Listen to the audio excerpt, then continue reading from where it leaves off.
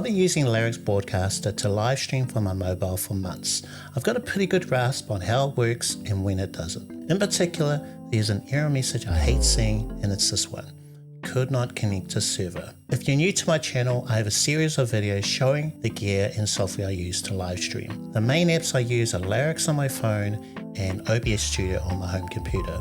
They effectively talk to each other when I'm at home and when I'm doing IRL, and when there's a problem with the connection, you get that error. In today's video, we're going to re-examine how these two apps talk to each other from my earlier videos, where it can go wrong, and how to fix it. While trying to come up with a way to demonstrate all of this, I came up with a character, Jeff, who's going to be our avatar into the world of networking. Jeff is an aspiring IRL live streamer who's about to watch and follow my other videos on this very topic. FYI, this is what his setup looks like at home. Step 1. Install the apps. Jeff has just installed Larix on his phone, followed by the latest versions of OBS, Node.js, and WebSockets on his PC. He also has a work laptop and a second phone connected to his home network, but for now we'll focus on what's in the diagram. Step 2. Local IP. Jeff runs ipconfig on a streaming PC, to be clear, the one with OBS installed on it. Running ipconfig retrieves his PC's IPv4 address on his home network. In other words, he now knows where to send his video stream from Larix Broadcaster, and that is to a streaming PC or 192.168.120. All the devices connected to Jeff's Wi-Fi has an IP address, but his streaming PC is the only one we need to know for now. Step 3. Local connection in Larix Broadcaster. In Larix, Jeff creates a new local connection containing the transport method SRT, where to send it, the IP address 192.168.120, and the app they'll be receiving it using the port 22222. Step 4. OBS. In OBS, Jeff adds a media source which will listen or wait for the video from Larix using the example text in the description. This should work as long as both devices are connected to Jeff's Wi-Fi, but how do we set it up for a remote connection? Step 5. External IP. For a remote connection, Jeff needs his external IP address, which he can get from Googling what is my IP address. His external IP happens to be 220.150.7.5. He knows from calling his internet provider that it's a static IP, so he can use this one without wondering if it'll change every hour or whenever. Step 6. Port forwarding. Port forwarding is an essential step for a remote connection. To do this, Jeff enters the admin page of his Wi-Fi router. From there, he adds a new rule to redirect any traffic for the IP address of 192.168.120 and the port 22222. In other words, send the video from Larix to Jeff's PC and the port being used by the media source in OBS. Step 7. Firewall. Jeff's streaming PC has a firewall which would normally block remote connections like the one we're trying to set up. To prevent this, he adds a rule in his firewall software to allow the traffic from Larix on his phone to reach the media source in OBS.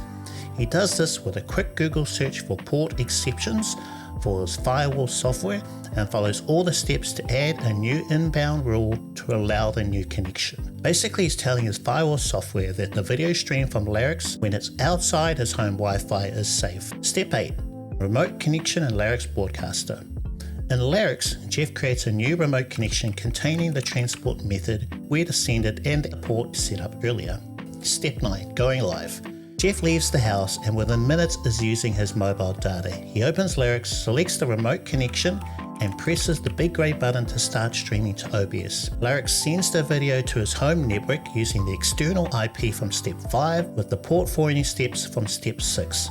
His Wi-Fi sends the video to Jeff's PC, where his firewall gives it a free pass to the app using it, the media source in OBS. If all goes to plan, he should now be streaming from Larix to a streaming PC at home. OBS can then be used to record and or stream somewhere else like Twitch or YouTube.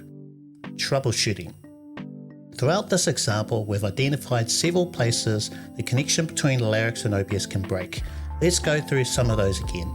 For step 1, check you're not using an older, unsupported version of Larix, OBS, Node.js, and WebSockets. Some connection issues have been fixed in the updated versions. For step 2, make sure you run ipconfig on your streaming PC. Also check you've entered the correct IPv4 address and look for typos. For step 3, have another look at the info in Larix Broadcaster for a local connection.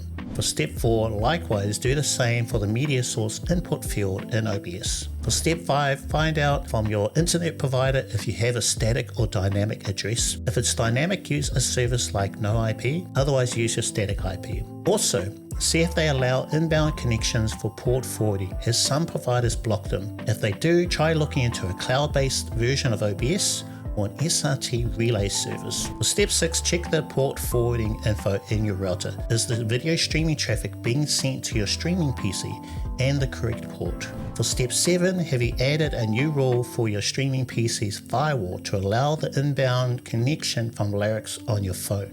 For step 8, have another look at the info in Larix Broadcaster for a remote connection. And of course, this should be obvious, but you can't stream to your home PC if it's not on, has restarted due to a scheduled update. Pause those during active hours. And finally, there's a couple of examples where I got the could not connect error after setting everything up and during a live stream.